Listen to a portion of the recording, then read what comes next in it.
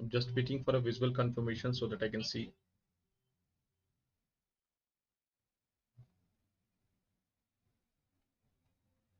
Okay, so I can see myself live, guys. Welcome to this session. So this will be yet another session of MCQ. Okay, so welcome everybody. In today's session, we are again going to take some high-yield MCQs, primarily, the clinical type or the long type of questions, which has the latest pattern. For anyone who is joining in for the first time, who is attending one of my sessions for the first time, I'm Dr. Abhishek, your mentor for biochemistry at Unacademy. I hope the audio is clear. Just give me a thumbs up if the audio is clear, guys.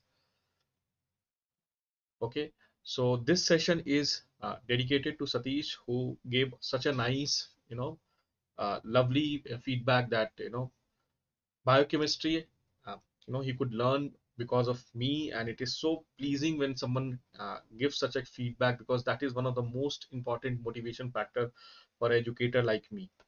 So anyone attending for the first time, make sure that you subscribe to the Unacademy channel and hit the bell icon, because not only me but more than 50 different educators come live on this chat in this platform, and we all are like, whenever we get time, we come live on this, we discuss high topic and all. So make sure you subscribe and hit the bell icon. Also, if you are already, you have attended a few of my sessions, make sure that you give this video a thumbs up so that it reaches more and more students.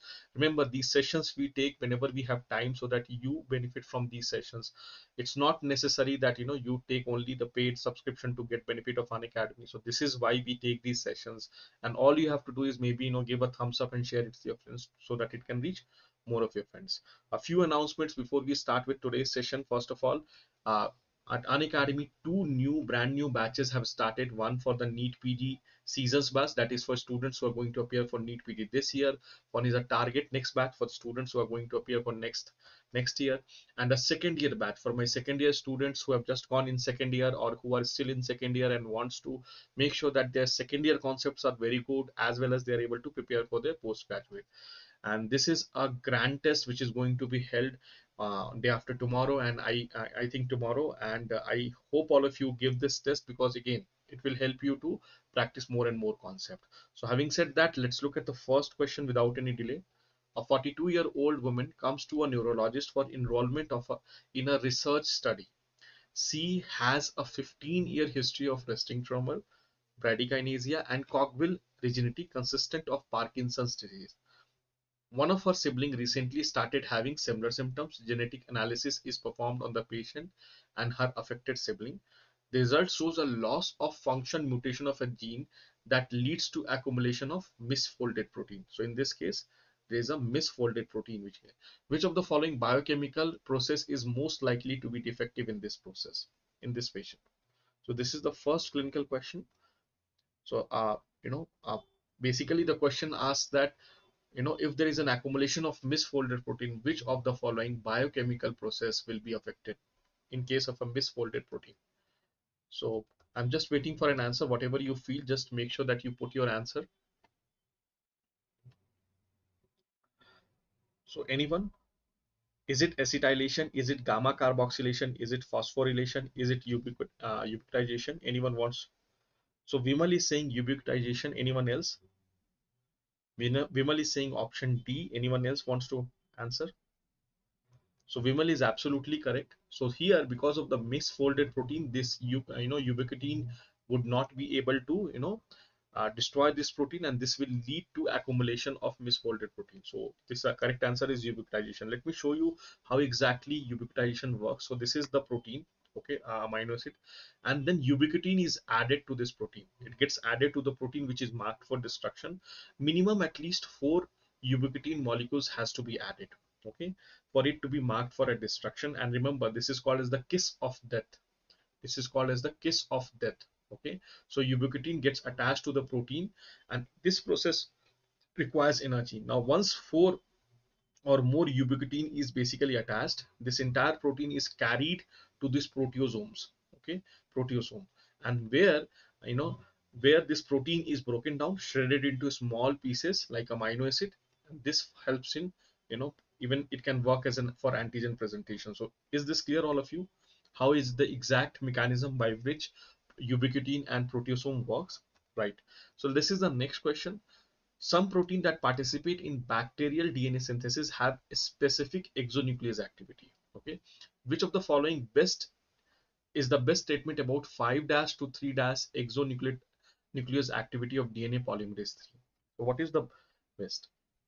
So your options are: A1, it removes an improper base pair nucleotide during replication. Number 2, it can remove groups of nucleotide up to 10 at a time. It cuts DNA at specific DNA sequences, and all of the above.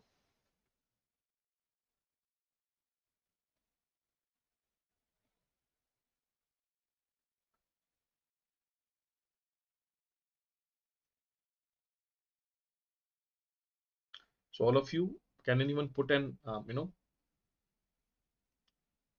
so what is the correct answer according to you? So we are talking about the 3' to 5' exonuclease activity.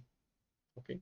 So we know that the nucleotide synthesis happens in the 5' to 3' direction. So what is this 3' to 5' exonuclease? Anyone? All? Vimal is saying all. Anyone wants to answer this question? So it does not cut at specific DNA sequences, and also it cannot remove up to 10.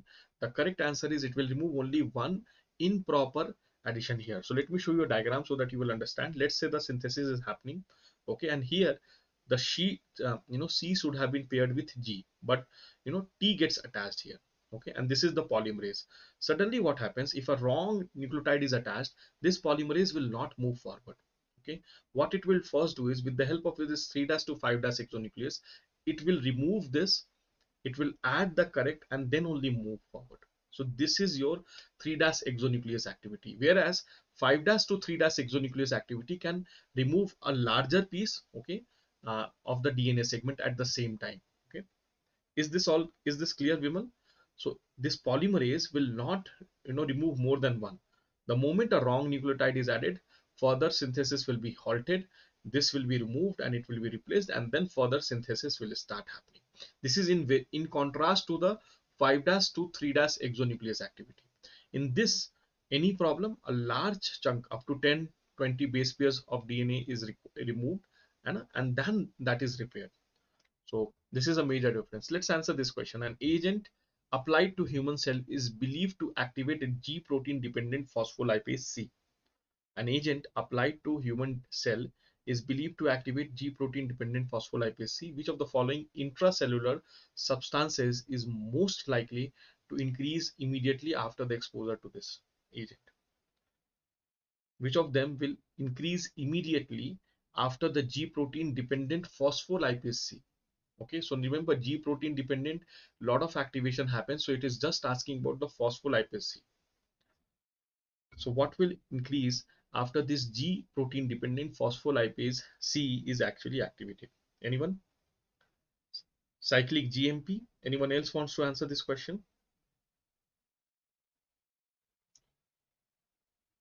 Anyone else wants to answer this question? What will happen when this phospholipase C is activated? Okay, the correct answer here again is not cyclic GMP. The correct answer here is calcium, and this is what happens exactly. So compounds like epinephrine through G coupled protein may activate phospholipase C, and when phospholipase C is activated, then phospholipids are broken down into inosine triphosphate and diacyl glycerol. Okay, and this inosine triphosphate goes and through the cell membrane, this will make sure that there is an influx in calcium. Okay, and this calcium along with the diacyl glycerol will activate protein kinase A. This will lead to phosphorylation of protein, and this will lead to the physiological effect. So this is the mechanism how phospholipase C will be acting. So in this case, there will be an increase in the intracellular level of calcium because of the IP3 formation, inositol triphosphate formation. Is this clear?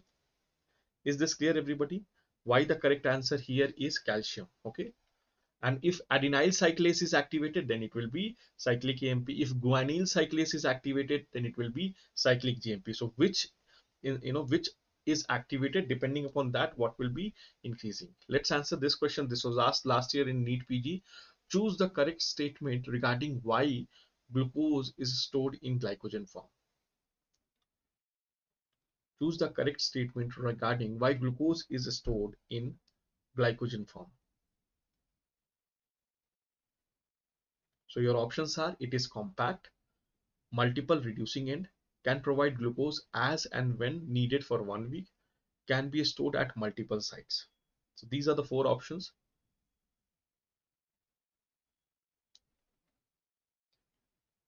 So Vimal is saying C. Anyone else wants to please attempt the question? Otherwise, when you attempt, then only you will learn more. Okay.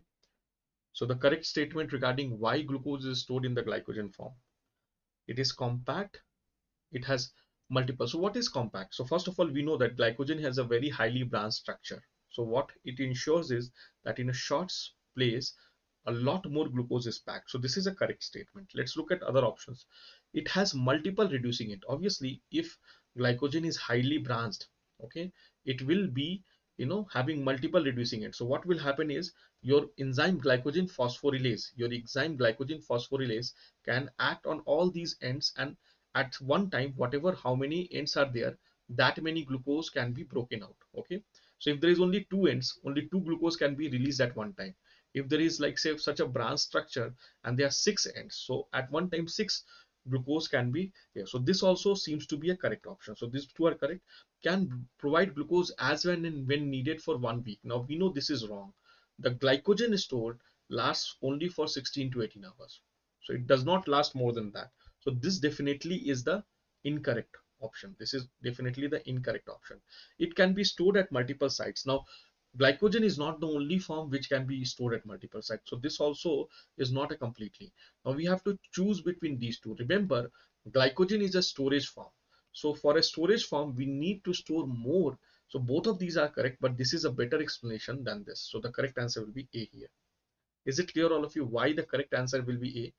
Remember, both of these are correct answers, but when we look at the A, and I'll give you another reason why this cannot be the correct answer. Because suppose in limit dextrins, it's an abnormal glycogen which is highly branched, then also what happens is there is decreased, there is a decreased glucose release. Okay, so the correct answer here is it is compact. Is everybody clear why is it it's a compact? It is compact form is the correct answer. Very good, Karishma.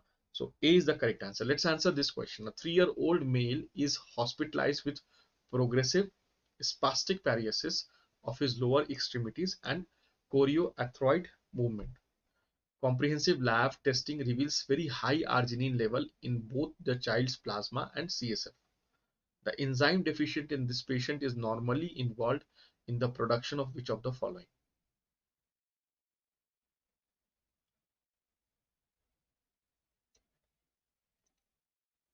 Let's answer this question. 3-year-old. So this is how they are going to trick you in the question. Very good. Prabhakar is saying D. Karishma is saying B.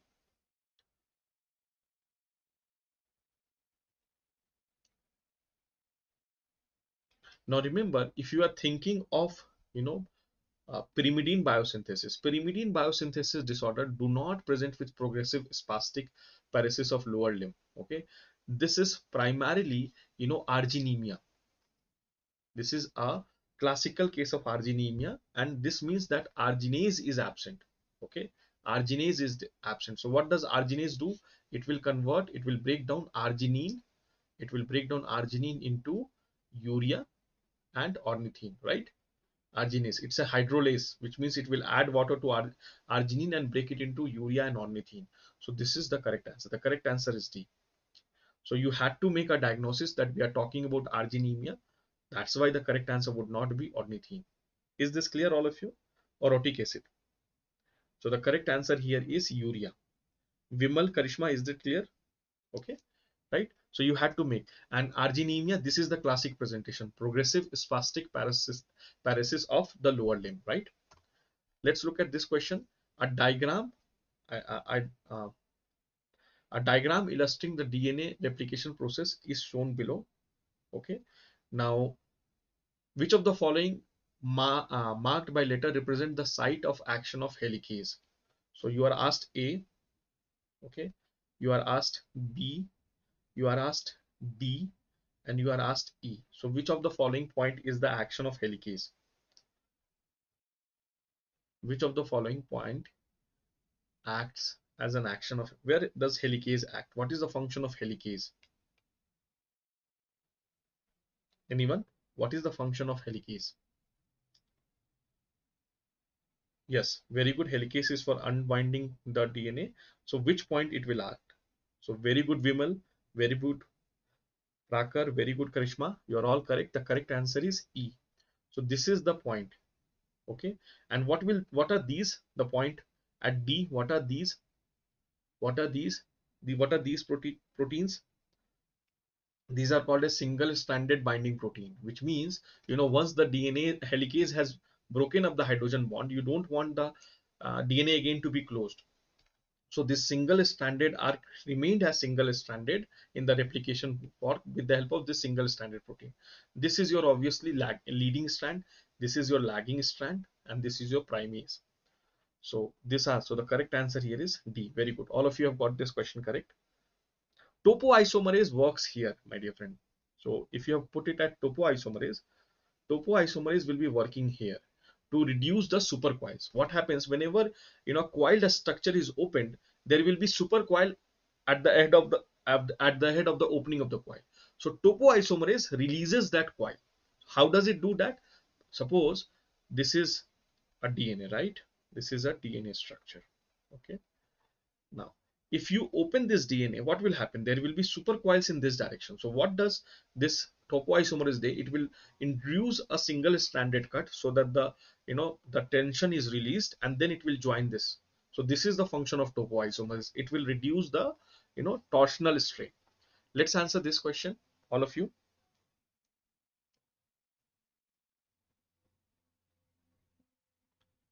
Let's answer this question. A 5-year-old male is being evaluated for cognitive impairment, behavioral problems, and mild anemia. Okay. He lives in an 80-year-old house. Which of the following would be the most sensitive to environmental toxin exposure in this patient? So 80-year-old house, what is the significance of this 80-year-old house? What is the significance of this 80-year-old house? Okay. B, delta amino levulinate dehydratase. Anyone else? Pain flex. Very good. Exactly. Very good, Prakar Sharma. Very good. So what happens in the olden days to color, we used to use lead. Even the pipings used to have a covering of lead. Okay. So in a very old house, you will still have lead flakes or the lead pipings. So this child is exposed to lead. So which is the enzyme which is most sensitive to lead? So the correct answer is delta amino levulinate dehydratase, and this deficiency will present with anemia, cognitive in psychosomatic disorders. Okay, so this is the enzyme. There are two enzymes. One is delta amino levulinate dehydratase, and one is ferrochelatase. Both are affected, but remember, in lead poisoning this is more affected. That is why deficiency of this is also called as plumboporphyria, because the deficiency of this enzyme will present exactly the same symptom.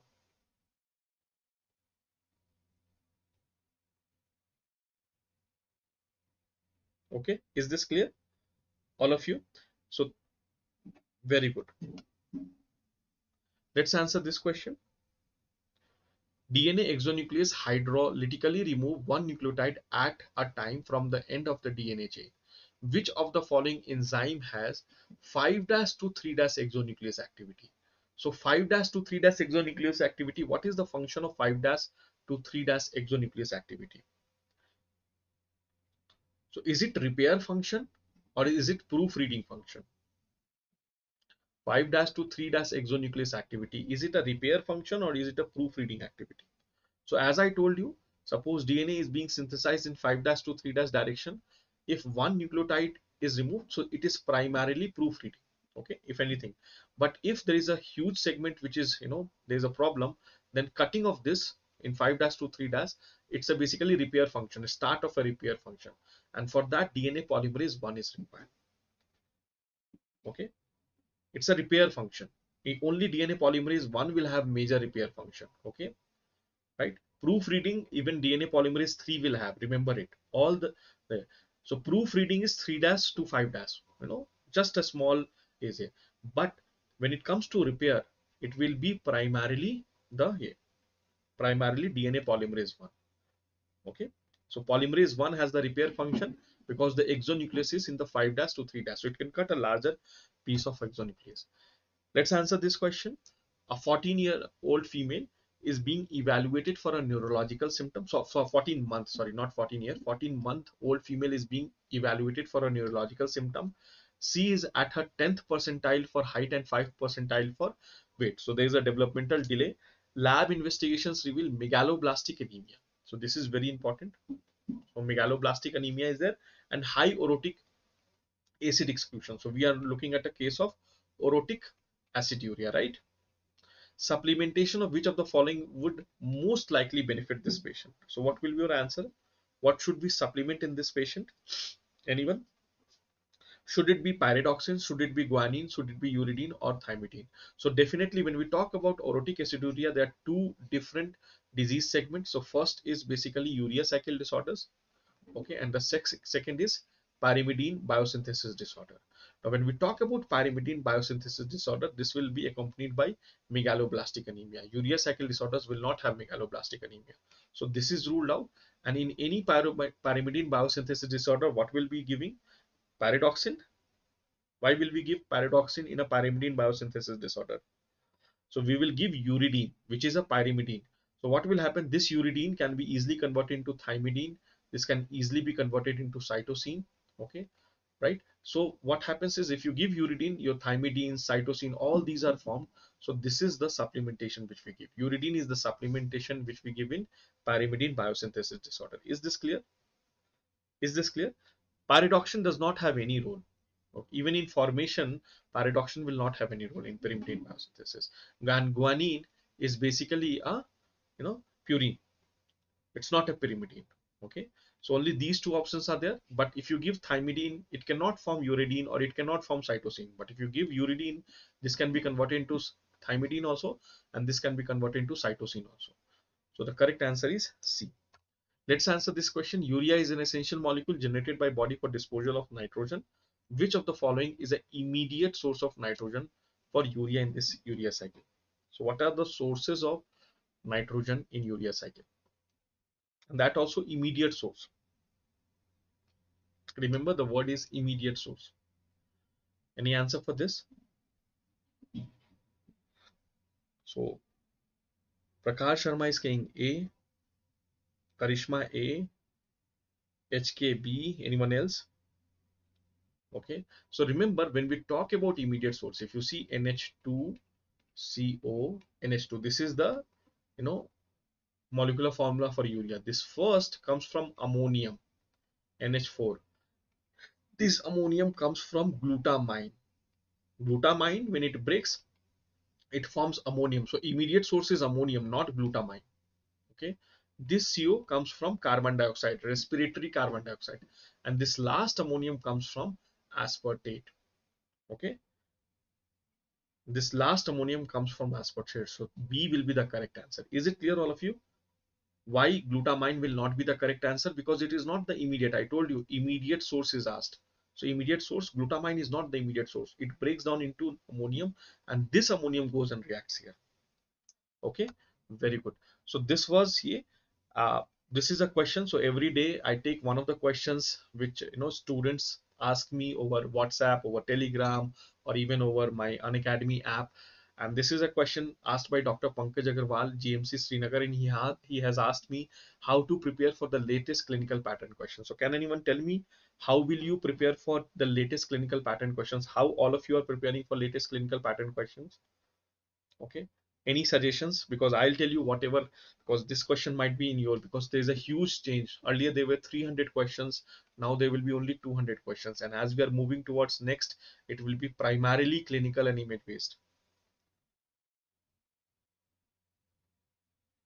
So this is not my, this is Unacademy official channel. You can message me on Telegram.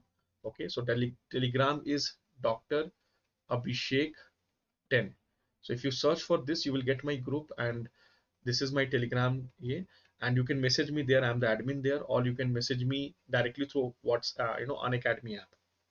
Okay, so Basically, if you have to prepare for clinical pattern, first very important thing all of you have to understand is, when we talk about clinical question, new questions are not going to be formed. Remember, there was an era where the question used to be, what is the cause of cannonball metastasis? So such kind of one liner question was asked. Now they changed it to, they will show you an x-ray which will have a cannonball metastasis, and then you have to identify that and answer the question. And further, in clinical cases, they will not only show you the x-ray, they will give you a patient description also. So what I am trying to tell you is, important, clinically important points were earlier also the same, now also will be the same, in future also it will be the same. Some things new will be coming, but it is important for you to understand the same points they are going to ask in a clinical question. Is it clear? So never be afraid. Make sure that whatever you are learning, you learn it well. You go through the previous year question papers very nicely, at least past 8 years. Okay. And the second important thing is that you should practice clinical questions. So you can practice through Unacademy app, which has around 34,000 questions. Many of them are proper latest pattern questions. We have been a part of creation of that question bank. You can also, use that USMLE banks, or you can use PLAB question banks, because they have very rich source of EA. And remember, one very interesting thing about clinical question is, if I ask a one liner, I can make it a memory based question. But if I have to make a clinical question out of it, I'll have to make sure that I drop multiple hints. If I'm making one paragraph out of a question, out of a disease, I will drop multiple points, so there are more chances for you to get correct. The only problem with clinical question is that they are long. Clinical questions are long. Yeah, COVID is very important. Okay, so the only problem with clinical questions is long. So one trick I say is, whenever a clinical question is given, first read the last two lines and read the options. You will get your answer. Okay, and if you still have any doubt, then read the complete question. Never try to read a clinical question from the top, because what is to be asked is in the last two lines. And once you know that, probably you will be much faster, rather than trying to read the question from top and trying to understand the question from top. So this is the only problem with the clinical question, that they are long. If you don't approach it in the right way, you may lose a lot of time in your examination. They are not very difficult to get corrected, and sometimes they look like difficult, they are not actually difficult. Okay, so my idea is, practice it from the Unacademy Act. There are a lot of free tests which we conduct. Many of them have clinical questions. So this was my answer. Hope you like, and we are taking a lot of new classes on COVID and topics like that. So a little about the sponsors for this session. Unacademy Plus subscription gives you an access to live classes, structured courses, quizzes. We have got a huge question bank, and if you go for an iconic subscription, you get both Unacademy and Prep Ladder. So these are the offers which are going. I have been working at Unacademy for almost 2 years, and I've never seen them giving such kind of offer. So make sure you use it. And this is the code Dr. Abhishek 10 if you want to get another 10% off. And remember, if you can hit me on Telegram, or if you can hit me on Unacademy app before you want to buy, we will see that if we have additional coupons, I'll make sure that I make it available for you. So at that time, whatever, sometimes we have additional coupons, we like to share it with our students, or some additional offers, we like to share it. So if you're planning, just hit me, or and I'll see. So this is a 3+1. Anyone who is planning to appear for this year, they can go for this 3-month pack. Anyone who's planning for next year should definitely take a 1-year pack. And this is Unacademy app. You're already on Unacademy app, so make sure you use this discount code to get an additional offer, right? Thank you so much. And if you have really liked this session, all you have to do is give a thumbs up, and it will reach more and more students. Tomorrow will be the last session of this week. Okay, then again we will start from Monday. So please attend again, 8:30 to 9. We'll discuss most of this latest clinical question in these series. So I'd like to thank everyone who is participated. Bimal, Karishma. The session started a little slow. Prakash Sharma was there. Okay, then uh, I think only few people as today participated. Today the participation was not very high. Okay, so anyways, thank you so much for everyone who participated, and thank you so much. Again, let's meet tomorrow. Bye guys. Thank you.